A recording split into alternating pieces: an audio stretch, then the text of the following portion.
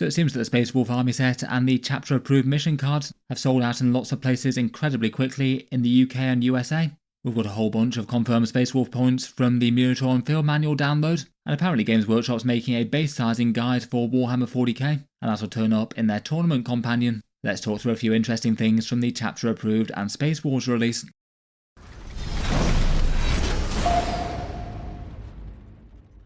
Hello and welcome back to Auspex Tactics, where today it's been a rather big release day for Games Workshop, Space Wolf army sets and chapter approved mission cards going live, and that's meant that we know how fast they've sold out now. Plus I've had a few interesting rules teasers and reveals from Games Workshop officially sanctioned content creators. First up, I thought we could take a look at the status of the Space Wolf box set and the mission cards and how they're doing around the world. In general though, the short answer seems to be outside of Australia, both of them going away quite quickly, and otherwise it looks like we've got a whole bunch of the Space Wolf points confirmed. Points reveals from the upcoming Minotaur and Field Manual download, so these should be the final points they are after the codex, which is rather exciting. Actually means that we can start putting some of the rules in context. It looks like there's some interesting bits that have been revealed about the tournament companion, most notably the exact missions that will be used for competitive play out of Games Workshop's new mission set, and apparently a base sizing guide is coming, and that could have a bit of interest beyond competitive play as well. Let's talk about the sales and reveals first, and as mentioned it's been the pre-order day for the Space Wolves and chapter approved, both of which were big in demand things, lots of people wanting to pick up the new cards and get some games with the updated set with the asymmetric missions and things going on the table, and of course lots of people interested in the big ticket Space Wolf box with a whole bunch of cool new sculpts. Unfortunately for people though, it looks like a lot of people don't seem to have had the opportunity to buy them. The actual Games Workshop web stores at time of recording, it looks like it's sold out of both of those sets in the UK and EU, and also in the USA and Canada. Though it seems that there's good supply down under, with good stock of both for Australia and New Zealand, at least when I checked about an hour ago. This one did seem to be kind of likely to be the case when I heard the first rumblings about the amount of stock that certain discount retailers have been given. In general, for big popular releases like this, they tend to request really quite a lot of copies of big boxes and popular releases like the mission cards, but then get given very little by Games Workshop. I've heard a few anecdotal numbers floating around about the 10 to 30 sort of mark for those, depending on where they were in the world. Basically, it means that if any one store is out of them, it's generally due to Games Workshop not giving them that many, though it just looks like Games Workshop themselves didn't have all that many this time. Given they sold out in their web stores, it looks like they've underproduced.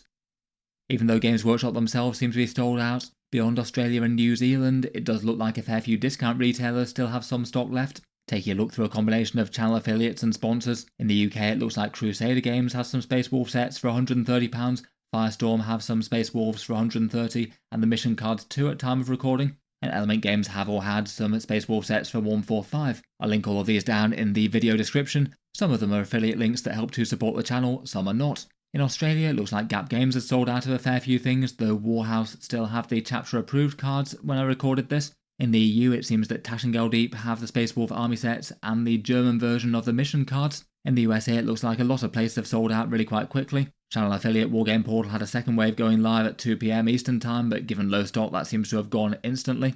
And then over in Canada, a couple of stores seem to be doing well. Toy Snowman have the French mission cards and both French and English language Space Wolf box sets, and Fenris Workshop have English mission cards and the French Space Wolf set. Most of those are links down in the video description. Feel free to give a shout out to any other stores that happen to have stock or one or the other, particularly in locations that have low supply. As always, it's pretty disappointing when Games Workshop make a lot of efforts towards hyping up a product, and then for a large part of people around the world, they're not going to be able to buy them unless they're well informed and on hair trigger alert around about the release time. It seems particularly so in the USA. The copies of the mission decks and the Space Wolf army sets were gone just spectacularly fast after they went up for sale in the US web store. That's been a trend for quite a while now. It does seem kind of odd that Games Workshop's not selling anywhere near as much stuff as they could to their single biggest market.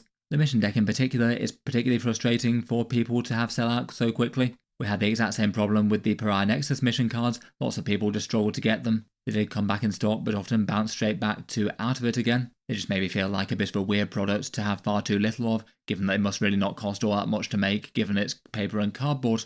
I've seen a few of the army sets already turning up on eBay for scalper prices over in the USA in particular. Never a great look when that happens, and certainly shows that there was surplus demand, as well as discount retailers that also bear in mind that a good few things might well be going to Games Workshop brick and mortar stores, so copies of the Space Wolf army set and the chapter approved mission cards might well be hitting shelves when they more normally go on sale on the 7th of June, so that could be another option for some people if they happen to have a Warhammer store locally. That's not the case for everyone though. Let me know how you found the releases, if you tried to pick anything up, were you successful or not. Before we move on to Space Wolf points and tournament companion things, I'll just give a quick shout out to today's video sponsor in Tabletop, Stronghold, one option for a purpose-built magnetic carry case to get your models from A to B in safety. They wanted to share their mag case designs as they're currently on sale with around about 25% off their normal prices. The design of carry case is a sturdy MDF box, and inside it you put multiple different layers of steel sheets with slots to adjust the height so you can transport either bigger or smaller miniatures. The idea is that you put a magnet on the base of your miniatures, and then they stick on the surface when transported, meaning that you can fit a lot in one space without the need for foam. On the front of them, they've got a nice acrylic sheet, so it means that you can see your creations as they're being transported. And broadly speaking, reviews and feedback that I've heard from these have been generally pretty positive, with people who've picked them up, both down in the YouTube comments and over on Reddit. If you're in the market for some MDF terrain as well, they also have a set of that, a board of it that's a bit discounted if you buy one of the mag cases. In any case, check them out, links down in the video description. The sale's going on for another week or so, I think. Thanks to them for sponsoring the video, and I'll cycle back to a few of their designs at the end for those interested. Next up though, let's talk about some Space Wolves points, and as mentioned, it looks like we've got some teasers for the official points cost in the Minotaur and Field Manual, done with a slightly weird system that Games Workshop seem to have developed for themselves in the past few releases. The idea in 10th edition is that the codex points are a bit redundant and just a bit off in a few ways, and after they go to print, they make some adjustments to make the codex a bit better balanced at release, publishing it in an updated Minotaur and Field Manual around about the time of the box release or the Space Wolf Codex coming out. Games Workshop choose to share the information first to their sanctioned content creators, who get copies of the downloads alongside their review copy codexes. So that usually means that we hear some second-hand points costs when their reviews go live, which happen when the books go on pre-order. These points then get collated by fans and shared in lists around the community. So on Reddit and a few other places where Space Wars are being discussed, there's some lists going around of updated Field Manual points. A bit of a weird way to find out about points costs first, but I guess gives us some more idea as to what's coming in the next 2 to 3 weeks when the Field Manual updates. Maybe not the most direct way to disseminate information, but at least one more way to get a bit more info. It looks like this time around, the points lists that are being shared around the community are based on ones from Goonhammer only. I haven't been able to see any other creators that have shared points lists just yet. Maybe more will turn up, so I guess credit to them for passing on a few of these better than anyone else did. It's still not a complete list though, and there's still some question marks that don't seem to have been mentioned. In any case, let's talk about the points themselves though. The Blood Claw seems to be 135 points for 10 or 270 per 20.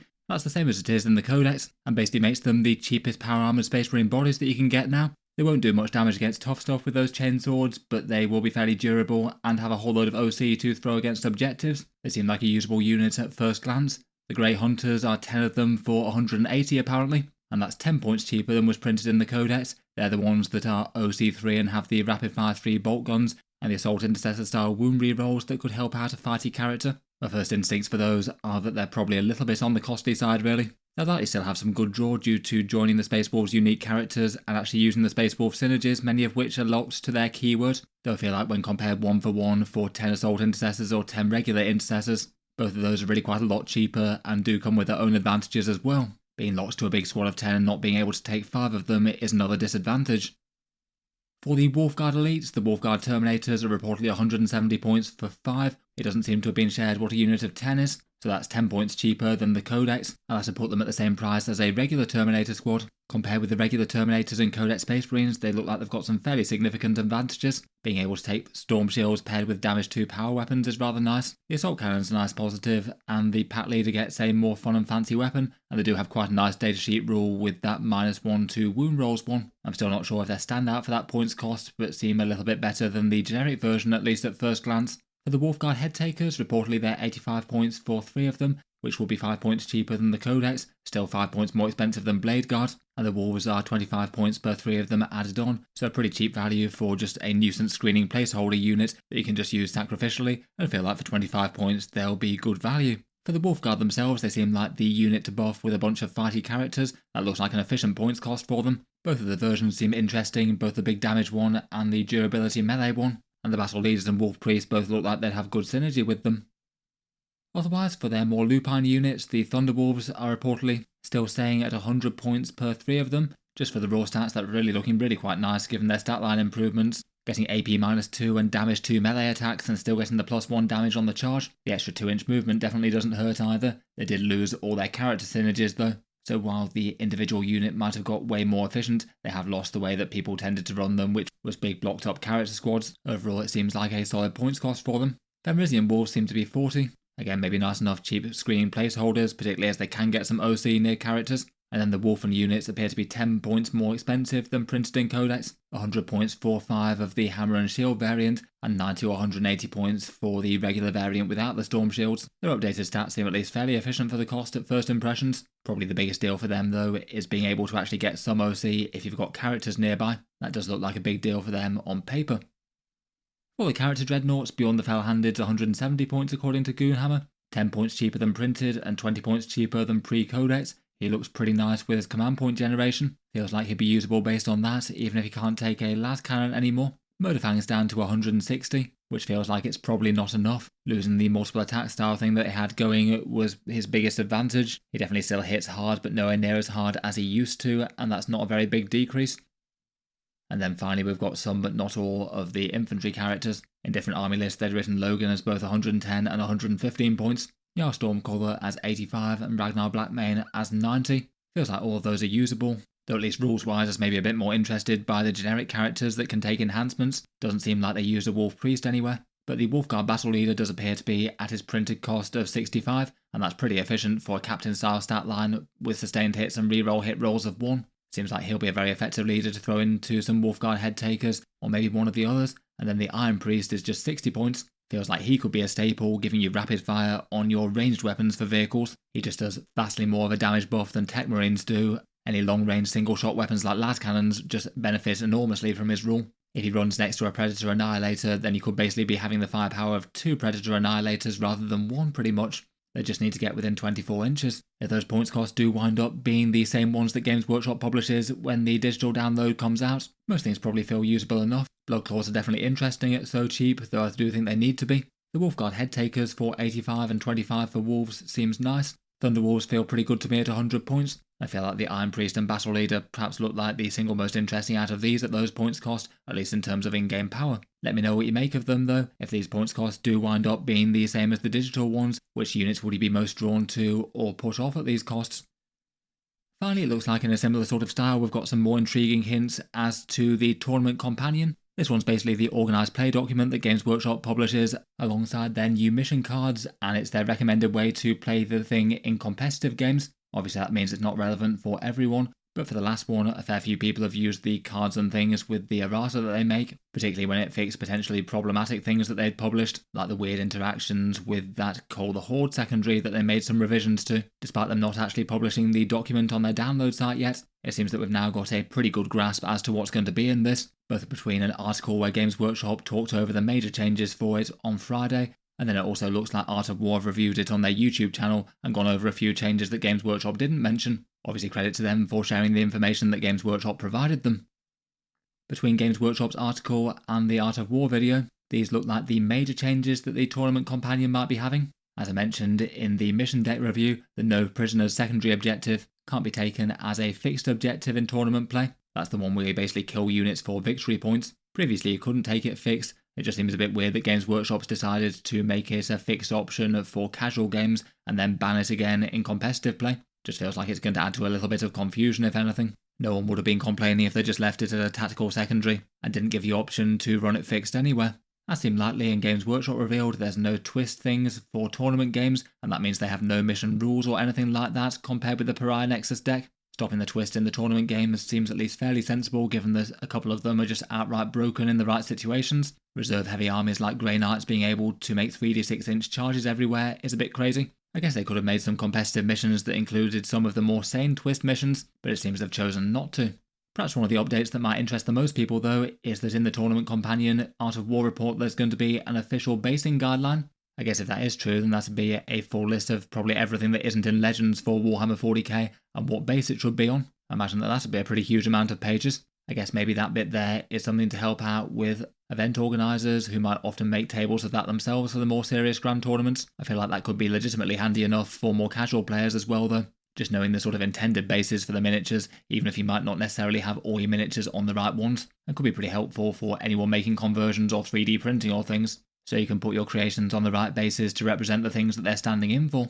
Otherwise, Art of War also clarified what the tournament missions would be. It seems that only some of the primary missions are recommended for more competitive play, and the rest are not. Games Workshop had said that there's 20 different mission types, each consisting of a deployment map, a primary mission, and a recommended terrain layout for that, kind of similar to what they had for Pariah Nexus for informing people at events. And it seems that the missions that you can choose from out of those are Take and Hold, Linchpin, Scorched Earth, Hidden Supplies, Terraform, Supply Drop, and Purge the Foe. It means that a couple of them are excluded from competitive play. Things like Burden of Trust and Unexploded Ordnance, both in my opinion seem like pretty sensible ideas there. I feel like Terraform got improved a fair bit by the changes that they made for it, and have made it a far better competitive mission as a result. Might be interesting news to people who are prepping for tournaments and things in the near future in any case.